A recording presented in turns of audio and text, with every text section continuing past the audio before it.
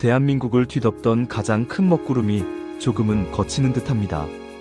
어제 소비 쿠폰 영상을 제작하는 사이 한미 관세율 협상이 타개가 되었다는 이야기가 나왔고, EU와 일본과 같이 15% 관세율을 적용받게 되었습니다.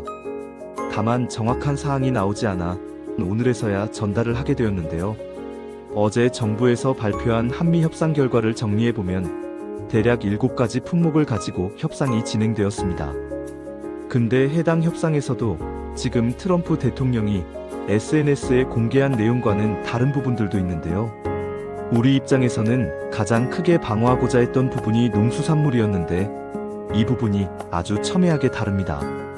쌀과 소고기를 개방하지 않겠다는 우리 측 입장과 농산물 등을 포함한 미국산 제품을 받아들이기로 했다는 트럼프 대통령의 발언. 특히 트럼프 대통령은 협상에 앞서 미국산 소고기 거부에 대해 맹렬히 비판했었습니다.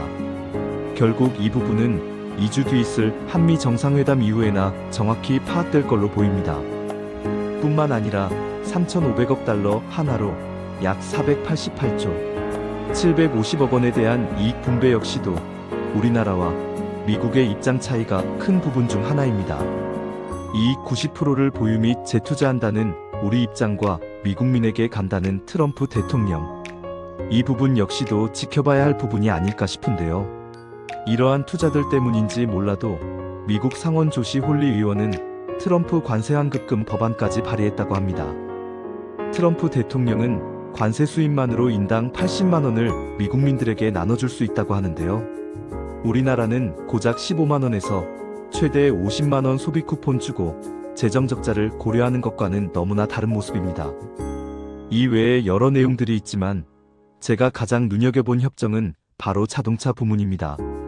다들 아시겠지만 과거 노무현 정부에서 시작되어 이명박 정부를 거쳐 완성된 한미 FTA로 우리가 미국의 자동차 수출 시 관세는 0%였었습니다. 그에 반해 일본과 EU는 기존 관세 2.5%를 적용받고 있었는데요.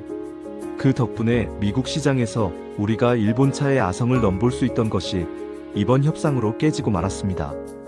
이를 계산하면 일본과 EU는 기존 관세 2.5%이기 때문에 15%가 되어도 12.5% 오르게 된 셈입니다.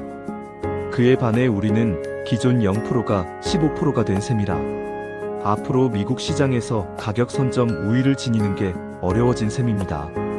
이런 상황에서 현대기아가 택할 수 있는 건 미국 공장 가동을 늘리는 방법밖에 없는데요. 이럴 경우 우리 내수 경제는 적지 않은 타격이 줄 걸로 예상됩니다. 그나마 반도체와 의약품은 최혜국 대우 예정이라고 하는데 이게 뭔가 찾아보니 한 협정국에 부여한 가장 유리한 대우를 다른 모든 협정국에 동일하게 적용한다는 원칙이라고 합니다.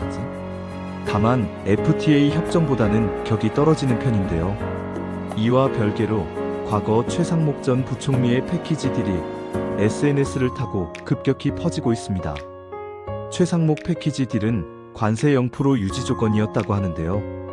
물론 이게 된다는 보장은 없습니다. 그래도 협상에 임하는 태도를 보면 누가 더 국익을 생각하는지 알 수 있는 대목입니다. 여러 경제 전문가들도 한미 FTA 협정 이점을 살리지 못해 아쉬워들 하고 있습니다. 이는 국내 전문가들 뿐만이 아니라 미국 전문가들 역시도 이 부분을 정확히 지적하고 있습니다. 그리고 무엇보다 가장 큰 산인 한미방위비 협정은 이번 협정에서 완전 배제된 상태이므로 먹구름이 걷혔다고 보기엔 무리가 있습니다. 여러분들은 이러한 협상에 대해 어찌 생각하시나요?